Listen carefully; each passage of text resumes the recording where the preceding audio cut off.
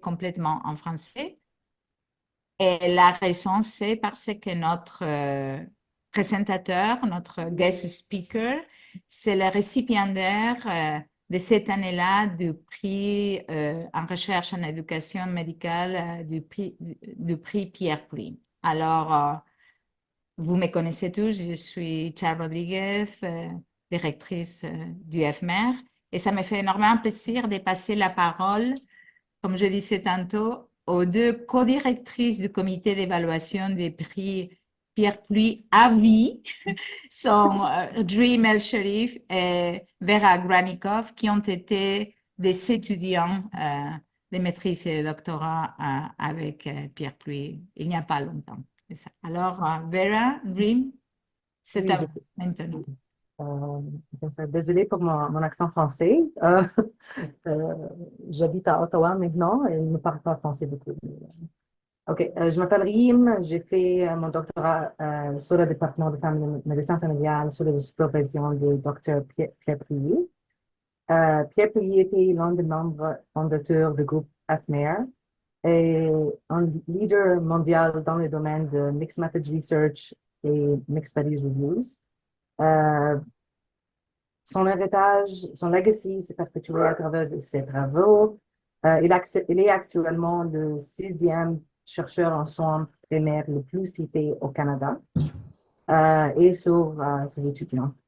Ce prix vise à distinguer les travaux de nouveaux chercheurs prometteurs qui s'engagent à faire progresser les sciences des domaines de recherche sur l'éducation de médecins famille et les travaux de Dr. Mort sur l'incertitude médicale comprennent une revue d'études mixtes, le développement d'un modèle théorique, une approche pragmatique et le développement d'un outil pour enrichir l'épistémologie des étudiants. Et toutes ces choses, ce sont des choses que Pierre aimait et je sais qu'il aurait aimé découvrir le travail de Dr. Mott. Euh, Vera? Euh, Parfait, merci Rim. Donc, moi, je m'appelle Vera Granikov. C'est ça, ça fait très longtemps que je travaillais avec Pierre et Roland, en fait, et j'ai fait mon doctorat avec Pierre aussi. C'est mon plaisir d'introduire Dr. Mott, Baptiste Mott, qui est avec nous aujourd'hui. Et là, je vais essayer de ne pas faire d'erreur parce que le système français est différent.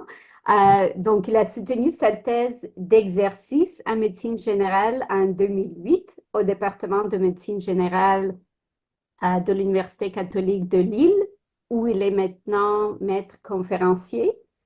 Et il a aussi, en fait, soutenu sa thèse dont il va nous parler aujourd'hui en 2023.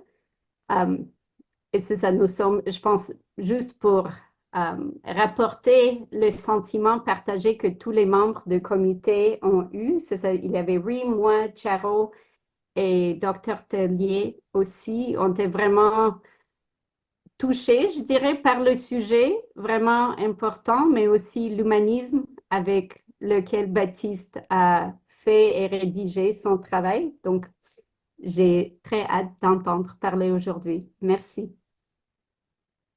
Merci beaucoup pour cette introduction et merci à tous et toutes de prendre le temps de venir découvrir ce travail. Moi, j'ai été très touché d'être sélectionné pour ce prix et ça me fait très plaisir de vous le partager là. Comme le proposait Charo, je vais repartir du support que j'ai utilisé pour soutenir ma thèse de science l'année dernière. Mais vous pouvez à tout moment m'interrompre pour demander des précisions ou réagir par rapport à mes explications. Il n'y a aucun souci là-dessus. Je vais partager le PowerPoint tout de suite. Et ça me fait très plaisir d'avoir été sélectionné par l'université canadienne, parce que j'ai déjà passé à deux reprises du temps au Canada et j'avais vraiment beaucoup aimé ça. Hop.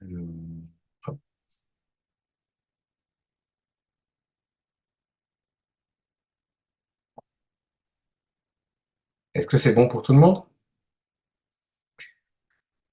Donc, Je vais vous essayer de vous présenter de manière synthétique ce qui a fait l'objet de mes recherches ces dernières années. Donc, comme je l'avais précisé au comité, moi, je suis médecin généraliste installé et j'ai une pratique en tant que médecin de famille à 2 tiers-temps à peu près. Et c'est un travail sur lequel j'aurais dû passer 4 ou 5 ans à mi-temps, mais mon activité professionnelle, ma vie de famille et tout un nombre de choses ont fait que ça m'a pris 10 ans pour faire ce travail, mais ça m'a beaucoup tenu à cœur et je remercie l'Université catholique de Louvain de m'avoir permis de prendre ce temps. Donc pour commencer, pourquoi est-ce que j'ai voulu faire ce travail sur l'incertitude? En commençant mes études, j'avais la même vision de la médecine que celle proposée par un célèbre docteur du petit écran. C'est-à-dire que pour ceux qui le maîtrisent, j'avais l'impression que le savoir scientifique appliqué à la médecine pouvait permettre de tout comprendre du fonctionnement du corps humain, de comprendre toutes les pathologies ou de résoudre toutes les difficultés auxquelles on était confronté. Et puis dans les premières années de médecine, d'études de médecine, j'ai été plutôt conforté dans cette vision avec une somme importante de connaissances censées être irréfutables, évaluées par des QCM que je devais apprendre par cœur. Et même si je préférais la réflexion au bachotage et à l'apprentissage par cœur, je dois avouer qu'initialement, cette approche de la médecine, moi, m'a plutôt rassuré parce que je trouvais un peu stressant l'idée d'être en charge de la santé des gens. Et ce côté très certain du savoir était plutôt rassurant et séduisant.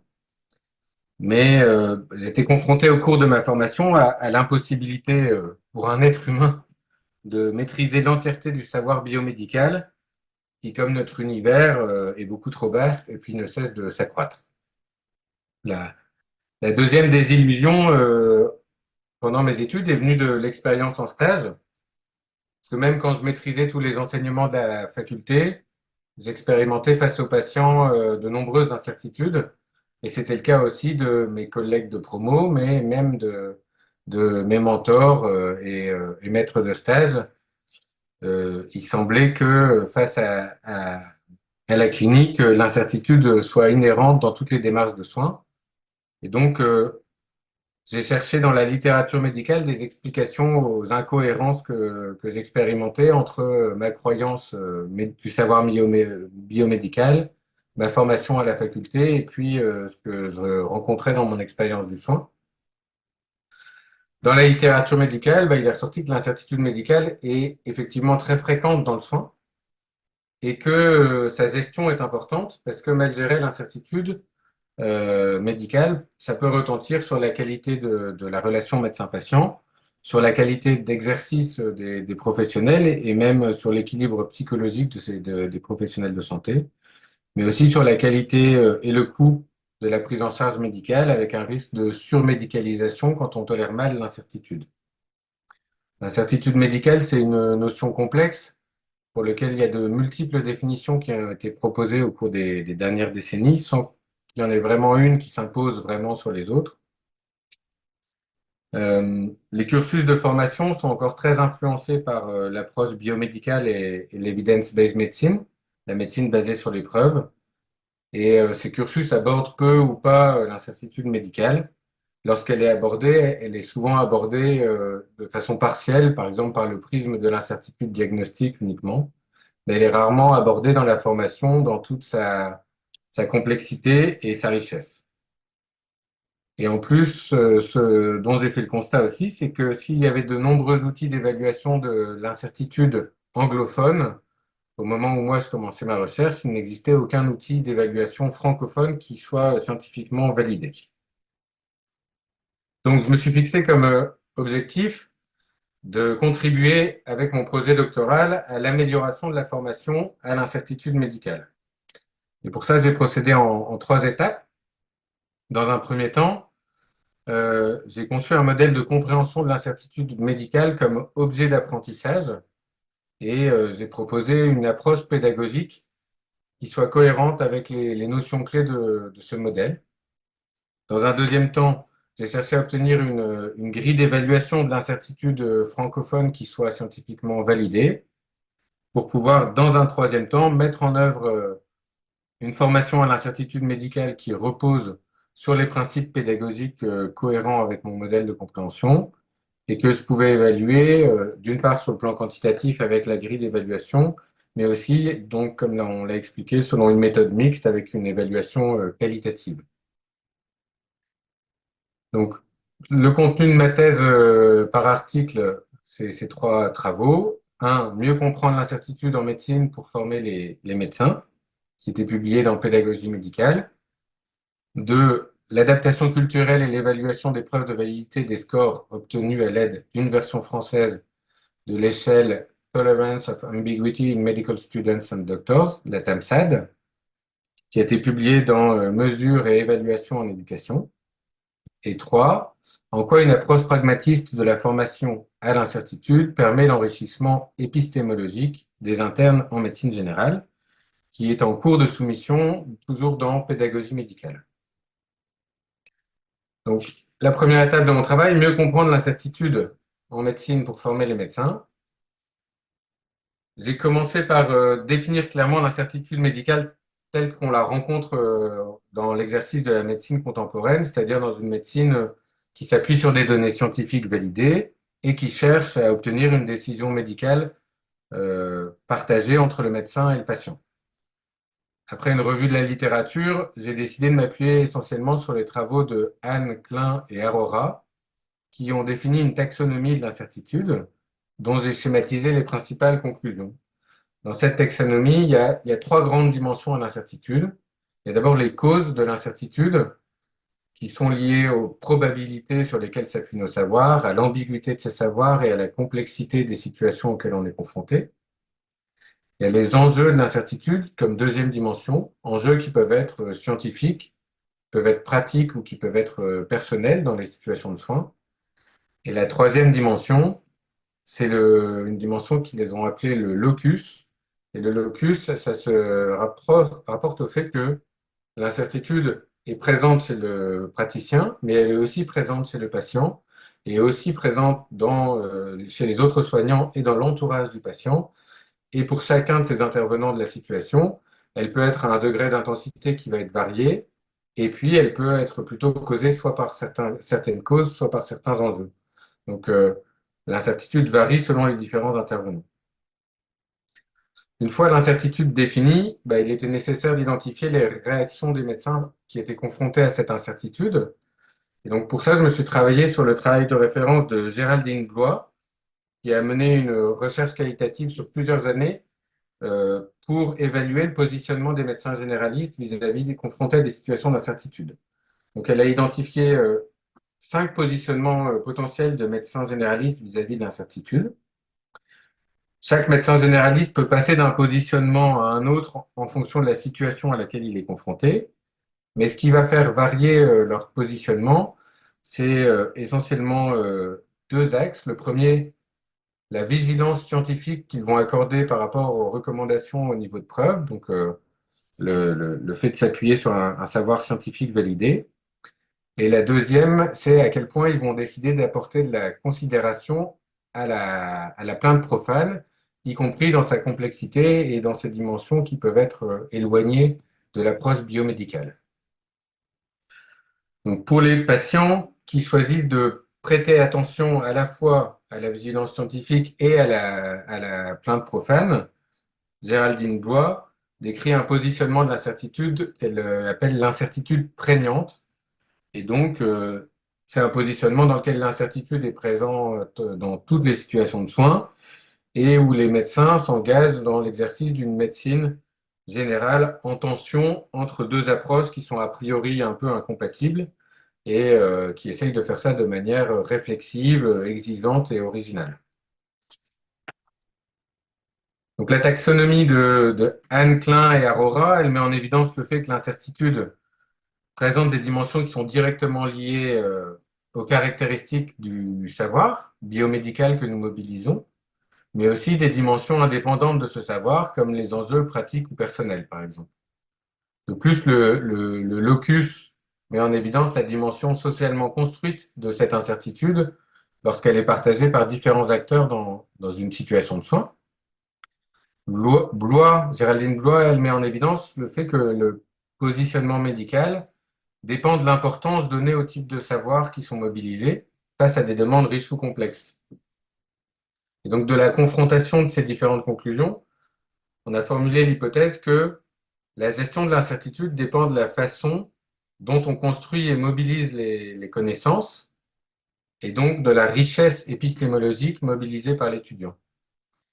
Si l'épistémologie est pauvre, si par exemple l'étudiant considère que la connaissance est absolue ou est certaine, ou que la médecine se réduit à une science appliquée, à ce moment-là, il va avoir tendance à adopter plus facilement un évitement de l'incertitude ou un comportement d'intolérance vis-à-vis de l'incertitude. Si au contraire, il considère que la médecine est une pratique soignante qui est accompagnée de science et instrumentée par des moyens techniques, ou mieux, s'il considère que les problèmes de santé requièrent des solutions qu'il faut construire et que les conclusions auxquelles on arrive sont un processus évolutif qui est modifié par des aspects tels que le temps, l'expérience et la survenue de nouvelles informations. S'il mobilise une épistémologie plutôt riche, à ce moment-là, eh ben, il sera mieux à même d'accepter, de gérer une incertitude prégnante et présente dans toutes les situations de soins. Donc, dans ce modèle, à cette étape de compréhension du modèle, il était important, si on considère que pour mieux comprendre l'incertitude, il faut avoir une meilleure richesse épistémologique, ben, il était important de comprendre comment enrichir les épistémologies des étudiants. Et donc, pour cette étape, je me suis appuyé sur le travail de référence de Bendixen et Ruhl, dont j'ai synthétisé les conclusions dans ce schéma. Face à une situation problème, on mobilise les épistémologies dont on dispose, et si elles sont insuffisantes pour répondre à ce problème, ça génère une dissonance qui peut être ignorée par le professionnel qui décide de continuer à fonctionner comme d'habitude, parce que nos cerveaux sont quand même faits pour fonctionner un peu à l'économie. Mais s'il s'ajoute à cette situation une pertinence personnelle, si on est personnellement engagé dans la situation, à ce moment-là, de cette dissonance peut survenir un doute épistémique, une remise en question des épistémologies qu'on mobilise habituellement. Si l'on s'engage dans un processus de remise en question et de recherche d'une nouvelle approche pour aborder la problématique ou la situation auquel on est confronté, à ce moment-là, il y a une volition épistémique qui est engagée, qui peut conduire éventuellement à l'obtention d'une stratégie de résolution. On arrive à mettre en œuvre une nouvelle façon d'aborder les problèmes qui nous permet d'enrichir notre épistémologie et donc d'avoir ajouté à notre palette des possibles de nouvelles solutions face à des situations qui sont complexes. Ce processus peut s'interrompre à n'importe quel moment et les différents facteurs qui vont favoriser l'évolution vers une épistémologie d'un niveau plus élevé ou au contraire le freiner, ça peut être les affects qui peuvent entrer en jeu face à une situation, la capacité de métacognition, c'est-à-dire de prendre du recul par rapport au processus qu'on met en œuvre, et puis l'environnement qui va interagir aussi dans le processus qu'on met en œuvre. Donc, à partir du modèle de compréhension de l'incertitude que je viens de vous décrire, on fait la proposition d'une approche pragmatiste de la pédagogie de l'incertitude médicale. Donc, trop souvent, dans nos études médicales, l'attention est focalisée sur l'obtention du bon résultat, la bonne réponse, ce qui laisse peu de place à l'incertitude. L'approche pragmatiste, elle, se focalise sur le processus à l'œuvre plutôt que sur le résultat. Et face à une situation de soin, la démarche est celle d'une enquête durant laquelle les différents participants, médecins, patients, professionnels de santé, entourage, mobilisent et construisent ensemble des connaissances qui permettent de cerner et résoudre les problèmes rencontrés. Donc la pédagogie pragmatiste, cette pédagogie pragmatiste, elle pourrait s'appuyer sur trois grandes dimensions. Une dimension expérientielle, en s'appuyant vraiment sur les expériences vécues en stage par nos étudiants. Une dimension réflexive en favorisant la réflexivité par rapport aux pratiques. Et une dimension collective qui amène à remettre en question les différentes dynamiques à l'œuvre. Donc la deuxième partie de mon travail, c'était l'obtention d'un questionnaire francophone validé d'évaluation de la tolérance à l'incertitude. Il existe de nombreuses grilles d'évaluation de l'incertitude anglophone. Moi, j'ai choisi parmi les plus fiables la plus cohérente avec les concepts de mon modèle de compréhension. Et donc, c'était la TAMSAD pour Tolerance of Ambiguity in Medical Students and Doctors. Le fait qu'elle porte sur l'ambiguïté, il y avait une question, non? Le fait qu'elle porte sur l'ambiguïté plutôt que sur l'incertitude n'a pas été jugé rédhibitoire parce que dans la littérature médicale, il y a de nombreuses publications où ambiguïté et incertitude vont être utilisées pour couvrir le même concept. C'est ça, me tenir au courant? Bon, parfait. Et donc, C'est parfait. Fait que ça marche. Puis toi, tu voulais-tu y aller ou Anne y allait toute seule? Oui? Dr. Peludo. Excusez-moi, Baptiste. Ben oui, ben, puis tu sais, c'est S'il vous plaît, il y a quelqu'un qui a son micro ouvert. Alors, pendant la présentation, je vous remercierai énormément si vous restez mute. OK, merci beaucoup. Merci. Vas-y, allez-y, pas de Baptiste. problème. Donc, pour j'ai utilisé un protocole validé de traduction adaptation culturelle en ayant recours à des traducteurs professionnels qui ont traduit la grille originelle de la version anglophone vers des versions françaises. Et puis après, on a fait un retour des versions françaises traduites vers des versions anglaises. On a comparé les différentes traductions et la version finale a été validée par un comité d'experts qui comprenait des étudiants en médecine et des médecins, dont certains bilingues. Puis, cette traduction finale a été validée par une batterie de tests statistiques réalisés sur les réponses d'étudiants en quatrième et sixième année de médecine, dont vous pouvez voir ici les résultats. Et vous pouvez avoir plus d'informations encore en allant consulter la publication si vous le souhaitez. Donc, la conclusion est que cette TAMSAD FR pour francophone peut être considérée comme un outil valide pour effectuer des travaux de recherche éventuellement vis-à-vis d'incertitudes. Et donc la dernière partie de mon travail a consisté à la mise en œuvre dans une formation de l'approche pragmatiste pédagogique de formation à l'incertitude que j'avais conçue. Donc j'ai conçu une formation que j'ai destinée à tous les étudiants en DES de médecine générale, donc en troisième cycle, les internes. Je les ai donc des étudiants de la faculté de médecine et maïeutique et santé de Lille. Je les ai répartis en petits groupes de 5 à 8 participants, en faisant en sorte que ce soit des groupes assez homogènes et où ils se connaissaient entre eux, où ils avaient l'habitude de travailler entre eux pour favoriser la dimension collective de la formation. Et puis la formation s'appuyait sur des situations d'incertitude qu'ils avaient vécues face à un enfant fébrile et que je leur avais demandé de rédiger avant la formation. Donc, ils devaient rédiger une situation vécue en stage face à un enfant fébrile d'incertitude. Chaque groupe approfondissait sa compréhension de l'incertitude au cours d'une réflexion collective, autonome, mais qui était guidée par une dizaine de questions que j'avais rédigées. Et dans le groupe, un animateur avait les questions, les posait au groupe, et ils interagissaient entre eux sans que moi j'intervienne vis-à-vis de cette réflexion. Dans le groupe, il y avait aussi un rapporteur qui était désigné pour prendre des notes. Et puis, le groupe avait un objectif commun à la fin de la formation, de produire une synthèse de l'incertitude en général, de ce qu'ils en avaient compris, et de me faire un retour. Cette formation était réalisée en réunion Zoom filmée, dans leur totalité, et la totalité des échanges a ensuite été retranscrite. Et puis, j'ai pu, moi, du coup, évaluer cette formation selon une méthode mixte à la fois quantitative et qualitative dans une étude convergente. Donc, l'évaluation quantitative, elle reposait sur la réalisation des questionnaires TAMSAD FR par les étudiants avant et après la formation, mais aussi des questionnaires d'auto-évaluation des compétences, avant-après, et des questionnaires de satisfaction.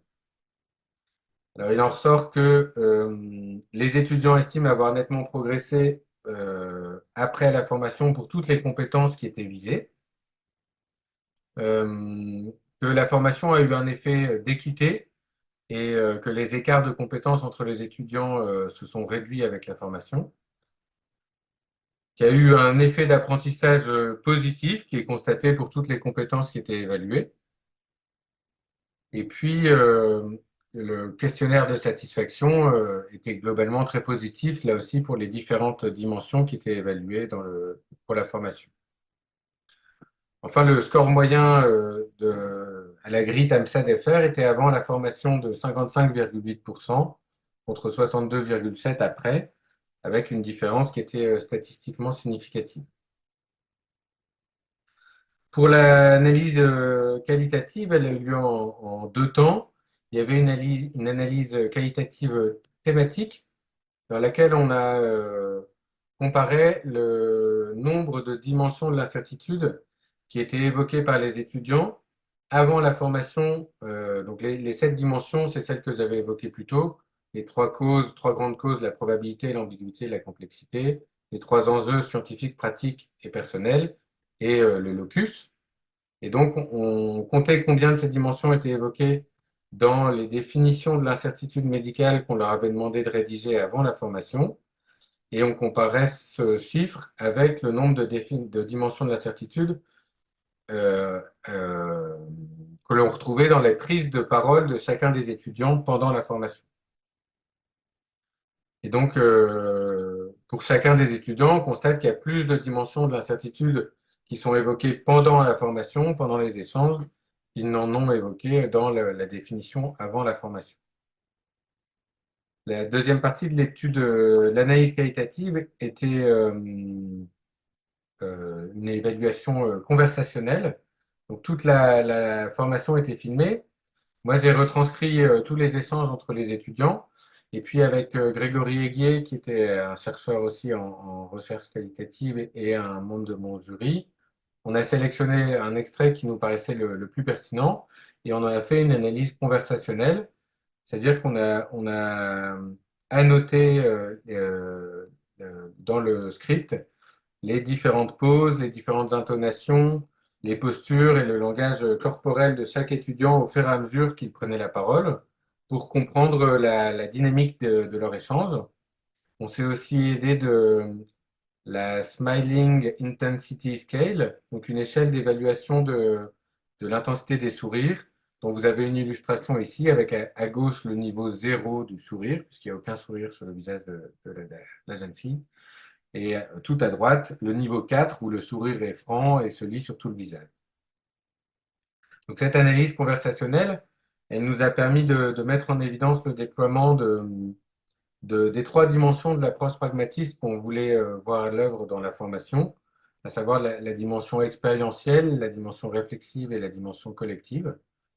Et puis, le fait que les étudiants remettaient en question leurs connaissances et essayaient de les faire évoluer, donc une dynamique d'enrichissement épistémologique avec des expressions de dissonance de la part des étudiants, de doute épistémique, voire de volition épistémique en recherchant d'autres solutions de résolution de problèmes.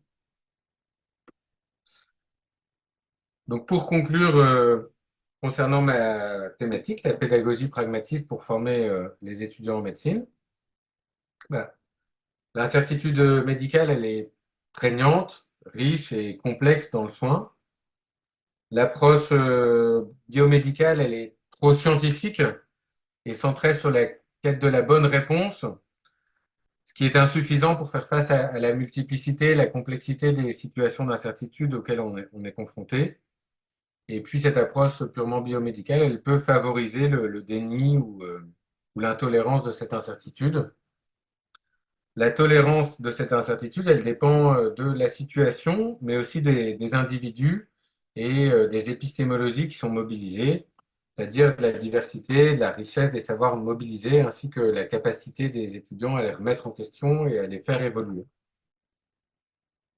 Et donc, la réponse pédagogique à ce constat, bah, c'est la pédagogie pragmatiste pour former les étudiants à l'incertitude, qui peut permettre d'articuler la formation sur l'apprentissage en situation de soins, selon les 3 dimensions principales qui sont expérientielle, réflexive et collective, et qui permet de valoriser la démarche plutôt que le résultat attendu.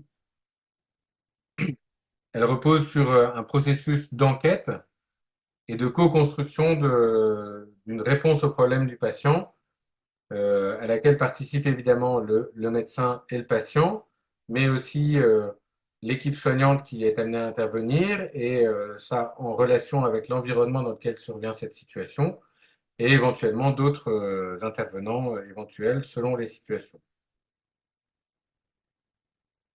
Donc, les résultats encourageants de mon travail ouvrent beaucoup de perspectives. Moi, évidemment, cette approche pragmatiste, ben, la vocation que j'ai testée que dans le 3e cycle de médecine générale, elle a vocation à s'étendre à l'ensemble du cursus de formation en multipliant les supports pédagogiques à la fois en formation théorique et en stage, si c'est possible.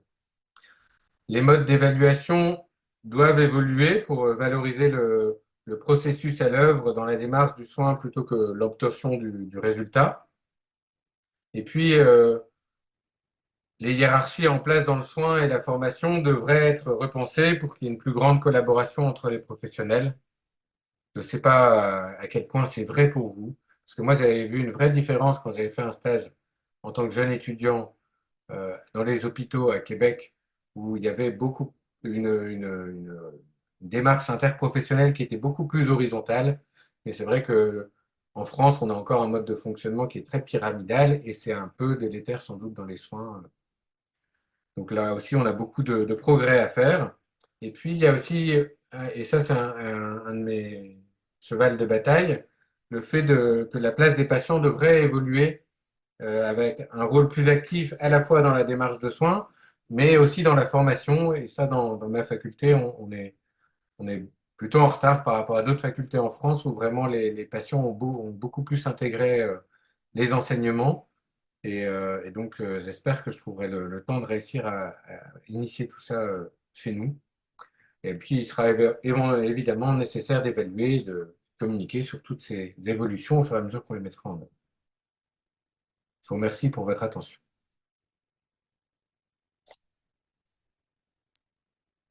Merci à vous. Merci. Vera and Rim, est-ce que vous coordonnez la période de questions également? Oui, Ok, allez-y. oui, on peut le faire avec plaisir.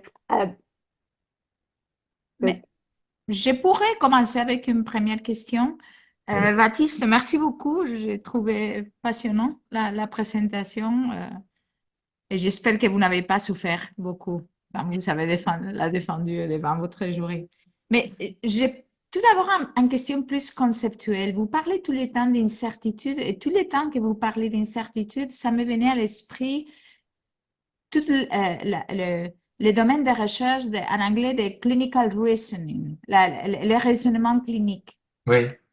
Est-ce que vous faites un pont entre ces deux sujets de recherche que pour moi, ça peut être...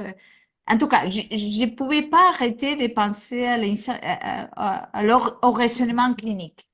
Oui, oui, tout à fait. C'est des questions qui se sont posées aussi au fur et à mesure du processus de réflexion dans le travail de recherche. Mais le, moi, j'ai vraiment tout au long de mon travail essayé de maintenir une cohérence sur une approche qui soit très globale de l'incertitude dans toute sa diversité. Et c'est vrai que toute l'approche qui était plus centrée sur le raisonnement clinique avait tendance à s'orienter beaucoup plus sur l'incertitude diagnostique, par exemple, en particulier, et moins sur les autres dimensions de l'incertitude.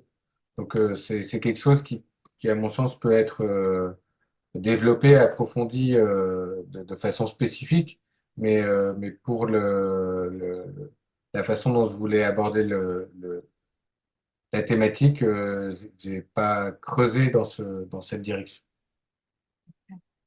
OK. Merci. Il y a une question de Roland. Merci Vera. Bonjour Baptiste. Comme vous, je suis médecin généraliste ici à Montréal et je suis aussi responsable pour la médecine fondée, la formation sur la médecine fondée sur les preuves à l'école de médecine ici à McGill, en anglais. Ma question, c'est comme ça. Est-ce que vous avez eu l'expérience de former des étudiants en médecine au sujet de les recommandations qui sortent des lignes directrices et la confiance à laquelle on peut placer sur ces recommandations?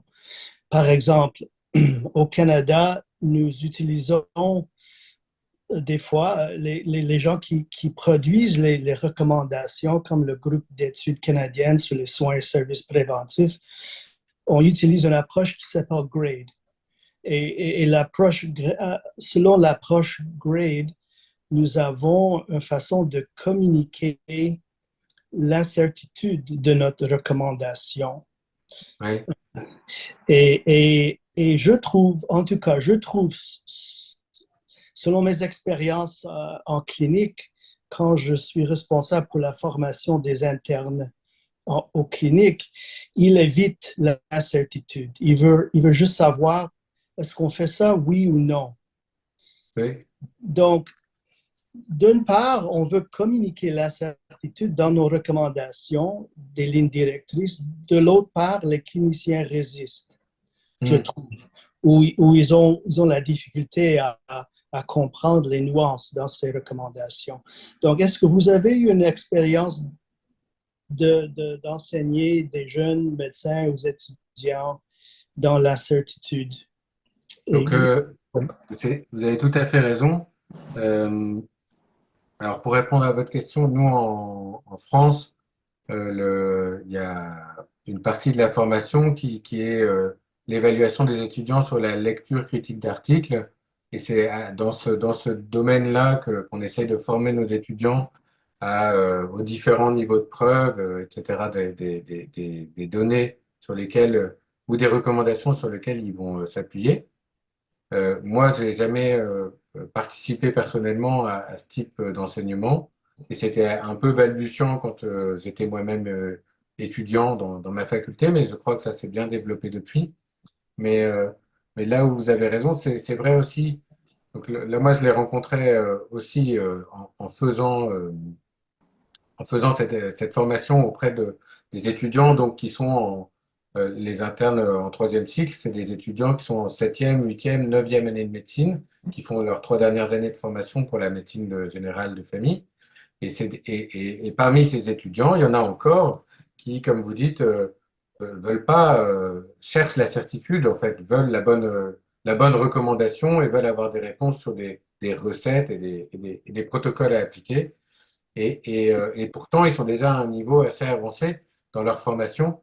Donc moi, je suis convaincu qu'il faut essayer d'aborder et d'introduire l'incertitude même tôt dans la formation, mais je me pose encore beaucoup de questions sur la manière dont je vais essayer de le faire, parce qu'en fait, plus les étudiants sont jeunes, plus ils sont persuadés d'être incertains uniquement parce qu'ils manquent de connaissances et de compétences, et ce qui est en grande partie vrai.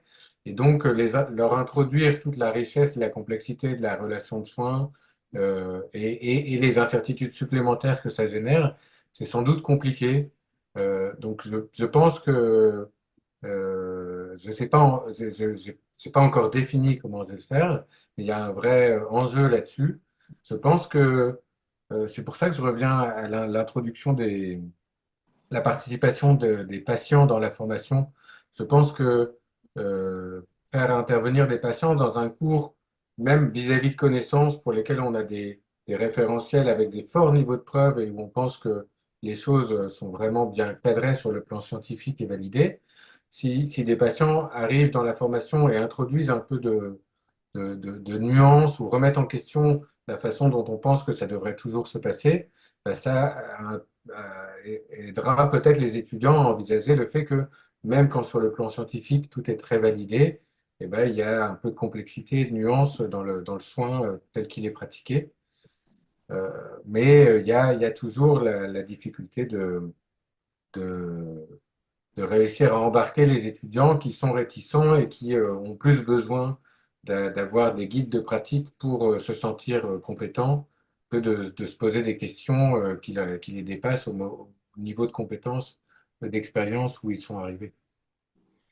Merci pour votre réponse. J'ai eu d'autres expériences. Juste un petit commentaire. Et même avec des médecins plus âgés, j'ai vu comme une certaine résistance au niveau de partager la décision avec des patients. Parce que la médecine générale peut être tellement complexe qu'ils veulent prétendre qu'ils ont la réponse des fois. Donc, il se tient sur il veut une certitude pour simplifier leur vie, pour ne pas rentrer dans les choses plus profondément des fois. Et donc, je comprends que c'est beaucoup plus facile de vivre dans un monde où on évite un peu l'incertitude, n'est-ce pas? Mais je pense, enfin, tout dépend de son implication dans le soin, mais je pense pas que ce soit plus facile. Je pense que si effectivement il y a plus d'épuisement professionnel et de burn-out chez les praticiens qui tolèrent mal l'incertitude, c'est parce que dans la confrontation à la relation de soins, le vouloir toujours fonctionner avec des certitudes a ses limites. Et, euh, et pour rebondir sur ce que vous dites, quand j'ai commencé mon travail de recherche il y a 10 ans, je partais pas sur la thématique de l'incertitude, mais je voulais m'intéresser plus au curriculum caché. Le curriculum caché, c'est toute, cette sociabilisation en tant que médecin qui est un processus au cours de nos études, qui fait qu'on construit notre identité de médecin au contact de nos collègues de promo, mais aussi des maîtres qu'on a et des maîtres de stage et des enseignants qu'on rencontre à la fac, et qui n'est pas encadré par les objectifs de formation, mais donc qui est assez informel. Et ce curriculum caché, il a été beaucoup étudié à l'hôpital parce qu'il est positif quand il y a un bon modèle de rôle, et il peut être au contraire délétère quand il y a des praticiens qui sont misogynes, ou qui sont pas respectueux vis-à-vis des patients, ou très trop biomédicaux et pas assez dans l'empathie, etc. Et ça n'existait pas en médecine générale, donc moi, où il y avait très peu d'écrits, donc je voulais m'intéresser à ça. Je me suis centré sur l'incertitude, qui est déjà quelque chose d'assez large, parce qu'on m'a dit que ça serait sans doute plus simple à traiter. Mais donc, quand je me suis intéressé à ce sujet, bah, un des messages délétères du curriculum caché de la formation médicale, c'est quand même tous ces messages qui sont transmis de professionnel à professionnel sur le fait que le bon médecin, c'est celui qui sait, celui qui ne sait pas, c'est celui qui n'a pas suffisamment appris ou pas suffisamment cherché. Et donc, c'est des messages de formation informelle auxquels on peut être confronté dans nos études et qui entraînent les étudiants vers cette quête de certitude et qu'on peut voir en partie comme de la facilité, mais aussi comme de la réassurance. Et ils ont l'impression que ça fait partie de leur identité médicale. Et puis, le clin d'œil au début de ma présentation sur ce célèbre docteur du petit écran, c'est tout à fait ça, le docteur House qui sait toujours mieux que les patients et qui considère toujours qu'ils sont des menteurs et qui finit toujours par trouver le bon diagnostic parce qu'il serait supérieurement intelligent. C'est des messages qui sont assez délétères dans la relation qu'on peut avoir au Oui. savoir. Et donc, c'est pour ça aussi que je pense que même tôt, et même si c'est compliqué, de réussir à aborder ces notions-là auprès d'étudiants qui sont encore très incertains du fait d'un manque de connaissances, je pense qu'il faut quand même réussir à aborder ce sujet-là avec eux. Merci, Baptiste. Merci. Il y a Marion et par la suite Anne-Michel. Oui, merci beaucoup, Dr. Mott, pour votre présentation. Puis je voulais juste faire un commentaire par rapport à l'échange que vous venez d'avoir avec Roland. Moi, je suis Marionda, je suis clinicienne et également je suis la directrice du département ici. Je trouve que ce que vous avez dit au sujet de la certitude, ça fait vraiment partie de des enjeux auxquels on fait face comme médecin généraliste ou médecin de famille. C'est que les étudiants, des fois, sont vraiment attirés par les spécialistes qui connaissent tout en cardiologie ou tout en pneumologie et voudraient poursuivre ce type de formation pour ne pas être confronté avec l'incertitude qu'on vit en médecine de famille. Et moi, j'ai essayé de combattre le cursus caché en donnant de la rétroaction positive à ces étudiants-là. Je leur dis, ben là, vous faites vraiment bien ça. Vous avez exploré tous les aspects du problème. Vous êtes à l'aise avec l'incertitude. Vous seriez vraiment un bon candidat pour une discipline généraliste comme la médecine de famille. Fait que j'essaie de renforcer le message positif que c'est un atout d'être à l'aise avec l'incertitude, un peu pour combattre ce que vous avez appelé le cursus caché. Parce que vraiment, dans notre société, on est vraiment attiré par la certitude, puis de toujours savoir la réponse, puis de faire tous les tests, puis comme ça, on ne laisse rien au hasard, etc. En tout cas, c'est juste un commentaire que j'avais par rapport à votre échange avec Dr. Grad. Oui, et puis pour rebondir aussi sur le, le curriculum caché, là, moi, je discutais ce midi avec une collègue psychiatre qui, elle, est en bisbille avec son référent de la faculté publique d'en face, parce que lui, il a le même âge que moi, le même âge qu'elle, mais elle est passionnée par la thématique de l'incertitude, parce qu'en psychiatrie, ils y sont aussi beaucoup confrontés quand même. Mais le référent pédagogique de la formation des internes en psychiatrie en face, lui, il veut plus entendre parler d'elle parce qu'il dit, mais c'est n'importe quoi, la psychiatrie, c'est une spécialité médicale comme les autres, et donc on a nos référentiels, nos certitudes, nos données publiées. Il n'y a pas question de parler de recherche qualitative, de sciences humaines et d'incertitude dans notre spécialité qui est tout aussi fiable et scientifique que les autres. Et donc, elle me disait, moi, je suis un peu déçu parce que c'est un collègue avec qui j'ai fait ma formation et il est vraiment parti sur un chemin différent. On ne peut plus travailler ensemble parce qu'il ne le veut plus. Et j'ai l'impression que c'est parce qu'il fait partie de ces psychiatres qui considèrent que leur spécialité est dévalorisée, n'a pas suffisamment fait preuve d'une validité scientifique par rapport aux autres spécialités et considèrent qu'il y a un retard à rattraper. Et du coup, ils sont en train alors en France, en psychiatrie, il y a eu tout un courant très psychanalytique qui est maintenant très critiqué. Donc il y a un retour de bâton avec des confrères comme lui qui disent bah, il faut virer totalement sur la biologie et sur la bioneurologie et laisser tomber toutes les approches sociales et sociologiques. Donc il y a plein de choses qui peuvent entrer en jeu dans le positionnement par rapport à ça. Merci. Anne-Michel? Oui, bonjour. Merci beaucoup, Monsieur Dr. Mott. C'était très, très intéressant. C'est un sujet qui me parle beaucoup. Moi, je suis un médecin de famille, mais en région éloignée. Donc, je n'ai pas accès aussi facilement aux ressources comme tous mes collègues. Et puis, je pense que ça peut être quelque chose qui fait partie de la solution. Pour moi, l'incertitude clinique, c'est un concept qui est étroitement lié avec le courage clinique.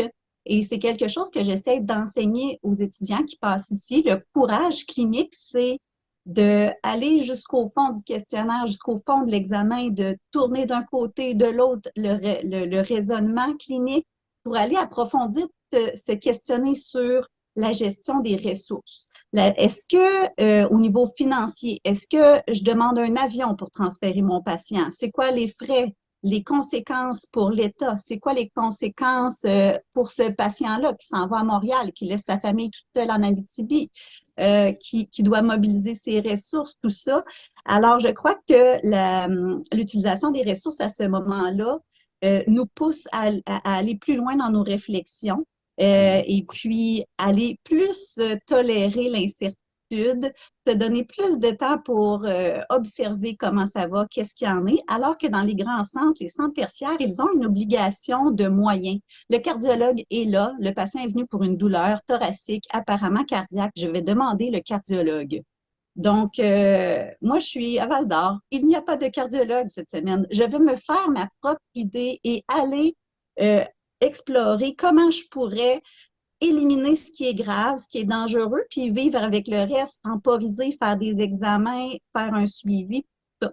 Donc, peut-être, je ne sais pas comment votre cursus, votre curriculum est fait en France. Je ne sais pas si les stages en région sont partie intégrale de votre enseignement, s'ils sont obligatoires ou pas, s'ils sont tôt dans la formation ou pas. Mais ça peut être quelque chose d'intéressant à explorer.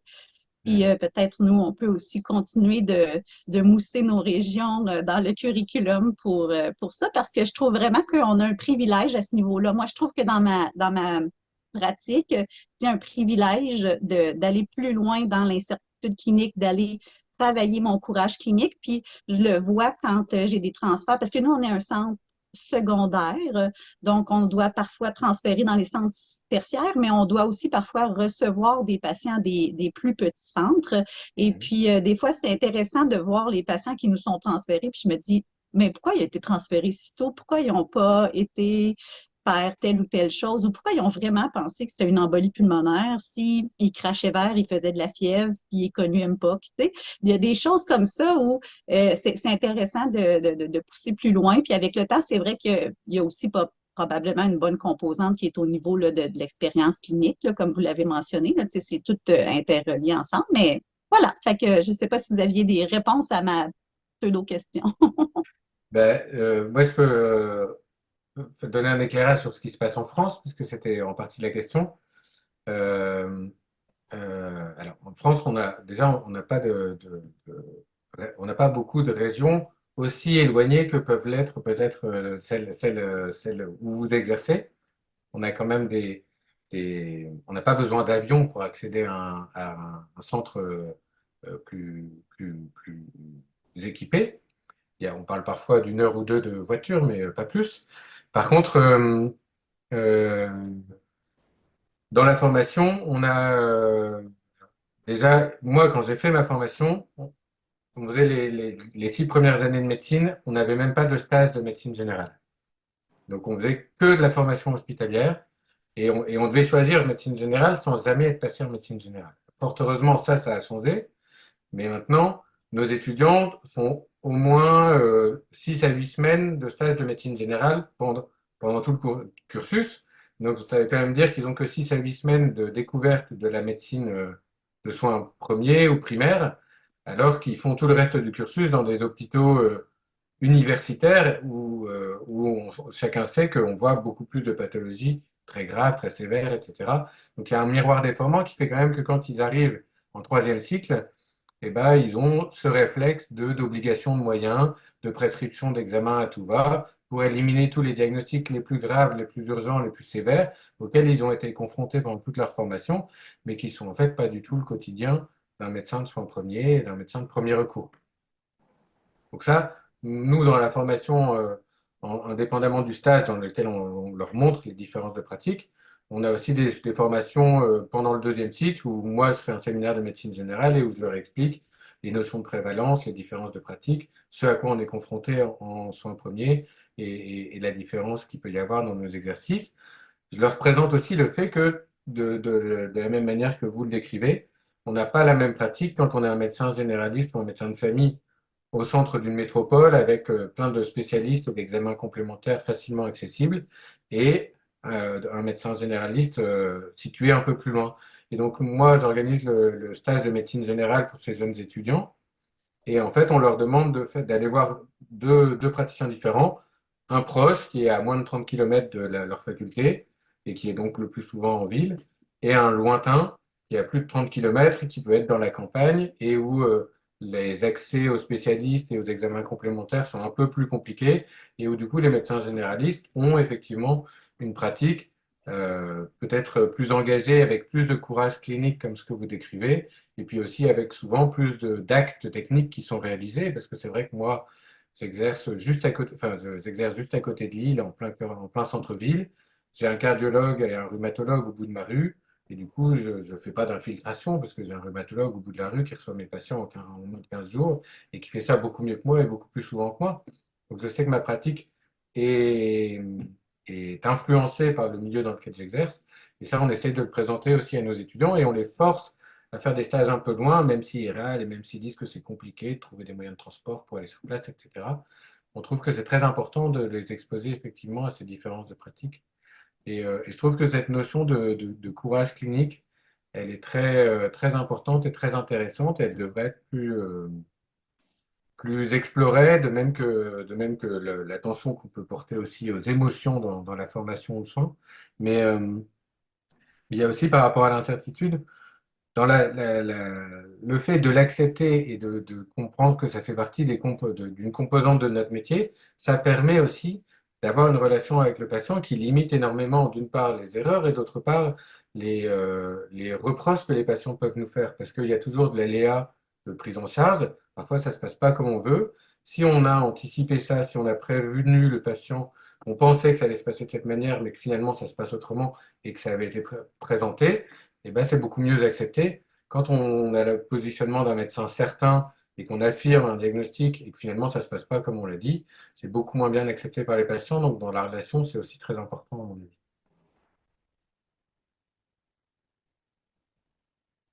Merci. Thomas? Bonjour. Bonjour, merci, Dr. Mott.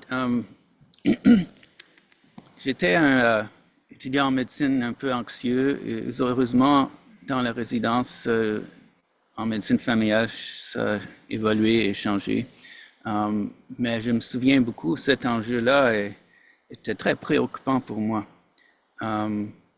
Et je me souviens, j'avais entendu parler d'un livre, il doit être assez vieux maintenant, qui s'appelle Towards Earlier Diagnosis. C'est un livre anglais, je crois, Angleterre, et que c'était renommé dans le temps dans cette médecine générale.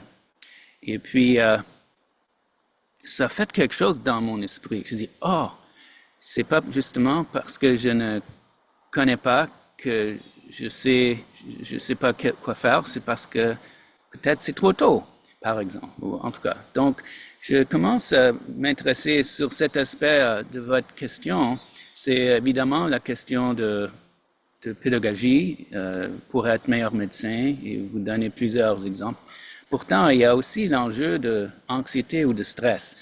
Nos résidents sont très stressés et les étudiants. C'est la vie maintenant, en tout cas, toutes les raisons on connaît, mais celui que vous avez nommé, je crois que c'est un grand. Et dans mon lieu d'enseignement, je me suis, comme j'ai pris le dossier d'enseigner sur le stress pour les résidents qu'on a chez nous. Et c'est une de mes choses que je leur dis, que notre système est un peu fou. D'ailleurs, quand chez nous, on fait la rotation d'une place à l'autre dans les lieux spécialistes, et le jour 1, quand le résident arrive, ils sont déjà supposés de savoir comment traiter, je ne sais pas, la cardiologie quand ils n'ont jamais vu. Comme à la fin, ça devient espérant qu'ils le sachent mieux, mais aussi qu'il y a cet enjeu qu'on ne peut jamais tout savoir. Et en les rassurant un peu que c'est normal de ne pas savoir et apprivoiser cette incertitude, ça peut baisser beaucoup le niveau de détresse et de stress et que c'est comme un enjeu qui revient encore et encore avec nos résidents. Donc souvent, je finis par en parler. Et j'ai vu sur votre présentation, j'ai pas très bien compris. Il y avait une image, vous avez montré les bars avant et après vos réunions, où après tout le monde était plus content, je crois, de beaucoup. Oui. Mais la deuxième statistique dans le questionnaire vous avez fait, il y avait une différence statistiquement significative, mais très petite quand même, entre genre 57% et 62%. Et avez-vous intérêt ou recherché l'effet de ces genres de réflexions, pas seulement sur la pédagogie pour faire des bons médecins, mais pour le côté de burn-out et de stress et qu'est-ce que ça veut dire? Et c'est quoi, peut-être vous pouvez expliquer ces deux images que je mentionne. On peut retourner sur les images. Sur la comparaison de score de tolérance à l'incertitude, c'est vrai que la différence est modérée. Moi, j'étais plutôt très heureux de constater que statistiquement, c'était significatif, même si ça reste modéré. Mais c'est vrai que c'est uniquement un test auquel auraient répondu les étudiants quelques semaines avant que je fasse cette formation et je leur ai demandé de répondre juste après la formation. En fait, je pense que cet outil d'évaluation quantitative de la tolérance à l'incertitude, ça serait intéressant de l'utiliser maintenant qu'il est traduit en version française euh, au fur et à mesure du cursus et de voir comment évoluent les étudiants entre la première année, la deuxième année, la 10e année de médecine et de voir si éventuellement ou après, avant de commencer le premier stage de médecine générale et après, sur une durée de plus de 6 mois, de voir s'il y a des différences qui sont plus significatives. Je vais vous repartager les diaporamas, comme ça vous me direz l'endroit où ça n'était pas clair. Hop, hop, hop, hop, hop. Mhm.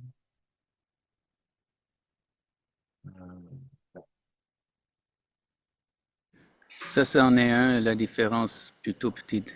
Et l'autre avant, avec les barres. Donc, Et ça l'autre. c'était l'auto-évaluation des compétences, c'est-à-dire il leur a été demandé avant la formation à quel point ils se sentaient compétents pour les différents objectifs de la formation, par exemple identifier les différentes causes de l'incertitude, les différentes problématiques, la tolérer ou la gérer. Et c'est la différence des moyennes des scores avant et après l'intervention. Ensuite, il y avait la possibilité avec les résultats de calculer les coefficients de variation de score, à quel point il y a des différences importantes entre différents étudiants sur les variations de ces scores de compétences avant et après l'incertitude. Donc, on voit en bleu foncé que les différences entre deux étudiants étaient plus importantes qu'elles n'étaient après la formation en bleu clair. Et donc ça, c'est un calcul qui peut être fait pour voir si la formation a un effet d'équité, si elle permet de mettre un peu tous les étudiants au même niveau en termes de cette évaluation des compétences. Et ça, c'est un calcul statistique qui est fait pour euh, voir si, sur le plan statistique, il y a un gain réel par rapport à ce qui est attendu simplement par le fait d'avoir fait une formation. C'est-à-dire que euh, ce calcul de gain relatif, on considère qu'il est significatif et que les étudiants ont vraiment progressé quand il est supérieur à 30%. Et là, c'était le cas pour l'ensemble des compétences où les étudiants se sont auto-évalués avant et après. Là, c'est le questionnaire de satisfaction. Est-ce que c'était là-dessus que vous aviez des questions? Ça va, j'ai répondu. J'ai plus le son de vos... Mais voilà. Et donc là, les différentes questions vous visaient d'une part à voir s'ils étaient contents de la formation et d'autre part s'ils pensaient que les compétences qu'ils avaient développées pendant cette formation, ils se sentaient à même de les mettre en œuvre juste après, immédiatement, ou s'ils pensaient que ce n'était pas suffisant. Et dans l'ensemble, c'était plutôt bon. Et ça, effectivement, la différence de score n'est pas très importante, mais elle était suffisante. Sur le plan statistique, maintenant, j'espère qu'on peut faire encore mieux. Bah, merci. Je suis désolée d'interrompre. C'est ça, je pense. On pouvait continuer. Moi, j'ai d'autres questions aussi, mais il est déjà 1h34. Donc, on va terminer le webinaire. Merci beaucoup. Merci pour la présentation, pour toutes les questions. Merci beaucoup à vous. Moi, je suis à votre disposition si vous souhaitez échanger, poser des questions, affiner. Madame Rodriguez a mes contacts, donc elle On n'hésitera peut pas vous écrire. OK. les communiquer. Et puis voilà, moi, c'est une thématique qui me tient vraiment à cœur. Donc Et vous si, avez vu qu'ici aussi, c'est une oui, oui, thématique oui, je pense qui qu'il y a nous beaucoup à tient. faire et que toutes les énergies sont bonnes à prendre parce qu'il y a effectivement du travail. Oui, en tout cas, merci infiniment. Merci Vera, Rim, merci beaucoup, Baptiste. C'était un plaisir de vous accueillir.